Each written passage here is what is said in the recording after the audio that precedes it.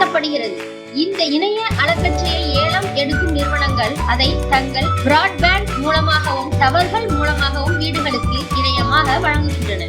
இதைத்தான் ஸ்டார்லிங்க் உடைக்கிறது. இது எப்படின்னா கிட்டத்தட்ட டிவியோட செயல்பாடு மாதிரி தான். இது நேரடியாக சேட்டலைட் வழியாக இணையத்தை வழங்குகிறது.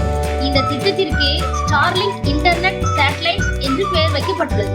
இதற்காக இதுவரை 14,600 சேட்டலைட்டுகள் விண்வெளியில் ஏவப்பட்டு அவை வலம் வந்து கொண்டிருக்கின்றன. இவைதான் பூமியில் ஸ்டார்லிங்க் ரவுட்டர்களை பயன்படுத்துபவர்களுக்கு இணையத்தை வழங்குகின்றது.